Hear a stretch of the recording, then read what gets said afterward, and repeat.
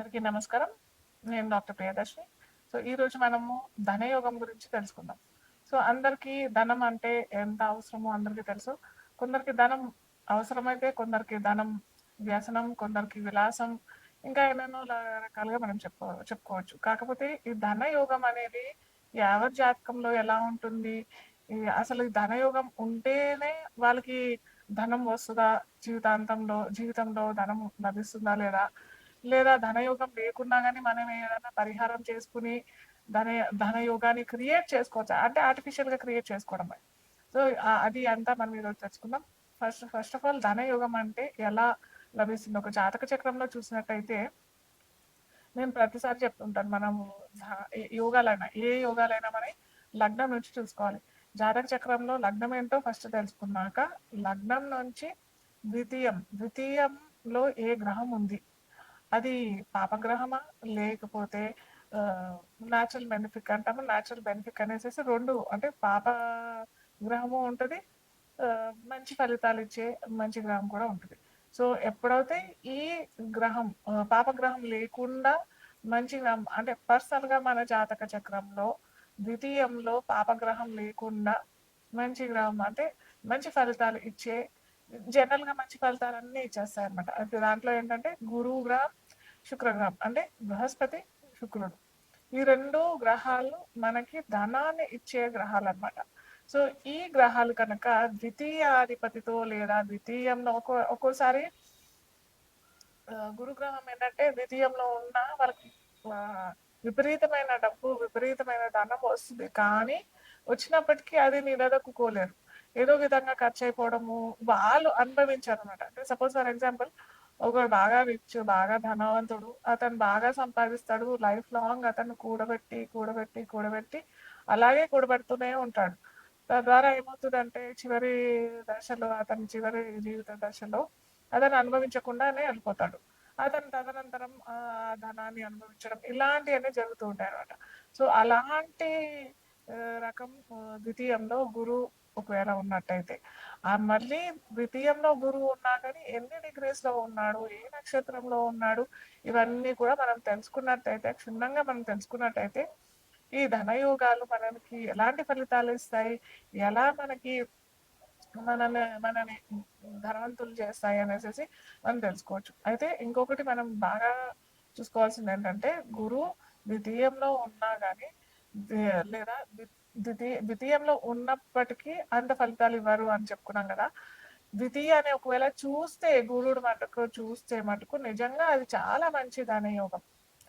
వాళ్ళకి ఎటువంటి ధనానికి ఇబ్బంది లేకుండా జీవితకాలం మొత్తం ధనానికి లోటు లేకుండా ఉంటుంది. అలాగే శుక్రుడు కూడా ద్వితీయంలో ఉన్నా కానీ మనమేమో గురువు గ్రహానికి ఏమనుకున్నామో గురువు కనుక ద్వితీయంలో ఉంటే కొద్దిగా అతను అనుభవించాడు అని చెప్పాం కదా! కానీ శుక్రుడు అలా కాదు. ద్వితీయంలో ఉన్నా అతను ధనాన్ని ఇస్తాడు. కాకపోతే ఇక్కడ రూల్ ఏంటంటే ద్వితీయంలో శుక్రుడు ఉన్నా ఇస్తాడు. ద్వితీయాన్ని చూసినా గాని శుక్రుడు ఇస్తాడు. అలాగే మనం ఇక్కడ చూసుకోవాల్సింది ఏంటంటే ఆ లగ్నానికి ప్రతి లగ్నానికి ఫర్ ఎగ్జాంపుల్ మేష లగ్నమే అనుకోండి. మేష లగ్నానికి గురువు యోగాధిపతి, యోగకారకుడు. సో గురువు కనుక ఉన్నట్టయితే లేదా గురువు కనుక చూసినట్టే ఆ ద్వితీయ భావాన్ని చూసినట్టయితే ఖచ్చితంగా అతనికి ఆ జాతకులకి ధనాన్ని ఇస్తాడు. కాకపోతే శుక్రుడు కనుక అక్కడ ఉన్నాడు అనంటే శుక్రుడు మారకాధిపతి అవుతాడు ఆ లగ్నానికి. ద్వితీయ సప్తమాధిపతి అవుతాడు. కాబట్టి శుక్రుడు అంత ఫలితాలు ఇవ్వడు. ఇక్కడ కొద్దిగా క్లారిటీ తెచ్చుకోవాలి ఎవరైనా కానీ. ఏ లగ్నాల వారికి యోగకారకుడు. గురువు యోగకారకుడు అవుతే గురువు ఇవ్వాలి. శుక్రుడు యోగకారకుడు అవుతే నేను ఒక్కొక్క రాశికి చెప్తూ ఉంటాను. ఏ ఏ రాశులకి లగ్నాలకి ఏ ఏ గ్రహాలు ధనాన్ని క్రియేట్ చేస్తాయనేసి ఒక్కొక్క లగ్నాలకి చెప్పుకుంటూ పోతాం మనము. ఇక్కడ కనుక ద్వితీయానికి మేష లగ్నం వారికి ఇక్కడ కలిగినట్టయితే అంత మంచి చేయడు. ఇలా ప్రతి లగ్నాలకి ఒక లగ్నానికి గురువు యోగకారకుడు అయితే ఒక లగ్నానికి శుక్రుడు యోగకారకుడు అవుతాడు.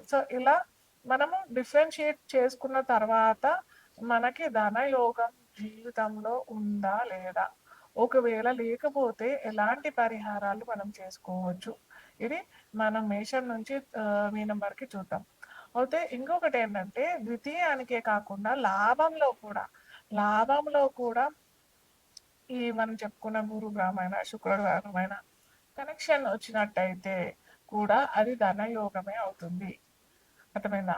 అలాగే శుక్రుడు, గురువు ఒకవేళ ఈ 2 గ్రహాలు కూడా 11వ భావంలో అంటే 11వ భావంకి కనెక్ట్ అవుతే మటుకు ఖచ్చితంగా ధనాన్ని ఇస్తాడు.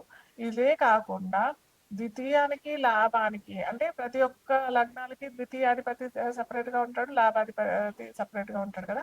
ఎప్పుడైతే ఈ ద్వితీయాధిపతి, లాభాధిపతి 2 కలిసి ద్వితీయంలో అయినా, లాభంలో అయినా ఉన్నట్టయితే అది ధనయోగం కిందనే పరిగణించబడుతుంది. వృశ్చిక లగ్నం వారికి ద్వితీయాధిపతి గురువు అవుతాడు. అలాగే లాభాధిపతి బుధుడు అవుతాడు. సో, ఈ వృశ్చిక లగ్నం మనము ఈ 12 లగ్నాల్లో చూసినట్టయితే అష్టమాధిపతి అవుతాడు. ఓకేనా? సో, ఈ అష్టమానికి జనరల్‌గా వృశ్చిక లగ్నం వారికి లైఫ్ అంత ఈజీ అయితే కాదు. Life is not thought easy అని అంటాం. ఇదేంటంటే వాళ్ళ జీవితంలో కొద్ది ట్రాన్స్‌ఫర్మేషన్ అంటే కొద్దిగా ఎక్కువగా కుజుడు లగ్నాధిపతి అయిన ఈ వృశ్చిక లగ్నానికి కుజుడు కనుక సరిగ్గా సరియైన చోట లేడు అనంటే లేదా ఏ అష్టమంలోనో ఏ వ్యయంలోనో ఉన్నట్టయితే లేదా ఏ పాపగ్రహంతో కనుక వీరి కలయిక అయినట్టయితే వీరి జీవితంలో చాలా ఇబ్బందులు ఎదుర్కోవాల్సిన అవసరం వస్తుందన్నమాట. సో అలా కనుక ఉన్నట్టయితే వీరు చాలా జాగ్రత్తగా ఉండాలి. లైఫ్ చాలా మిజరబుల్‌గా ఉంటది. లైఫ్ అంత ఈజీ అయితే కాదు.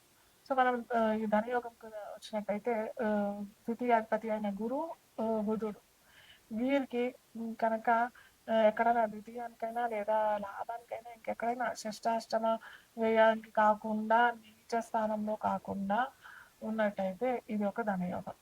ఒకవేళ ఇలాంటి యోగం మాకు లేదు మేమేం చేయాలి అని అన్నట్టయితే ప్రతి గురువారం మహాలక్ష్మి ఆరాధన చేస్తూ మహాలక్ష్మీదేవికి అత్యంత ప్రీతికరమైన వంటకాలు చేసి అమ్మవారికి సమర్పించడం అది ఒక విధానం అయితే శుక్రవారం కూడా వీళ్ళు చెరుకు రసంతో అమ్మవారి విగ్రహం చిన్న విగ్రహం అనే ఉంటుంది కదా ఇంట్లో మన ఇంట్లో ప్రతి ఇళ్ళల్లో ఓ చిన్న విగ్రహం వెండి విగ్రహం అయినా కానీ ఇతర విగ్రహం అయినా కానీ ఇలా ఏదైనా ఉంటుంది కదా సో ఆ విగ్రహానికి స్వామివారితో పాటు నేను చెప్తున్నాను ప్రతిసారి ఏదో అమ్మవారికి ఒక్కదానికి చెప్తున్నాను స్వామివారికి చేయకుండా ఉండదు అని కాదు ఇద్దరికి చేయాలి ఇరువురికి చేయాలి ఇరువురికి చెరుకు రసంతో అభిషేకం మీరు శుక్రవారం చేసినట్టయితే ఖచ్చితంగా ధనయోగం కలుగుతుంది అలాగే విష్ణు సహస్రనామ పారాయణం కూడా చేసుకోవాలి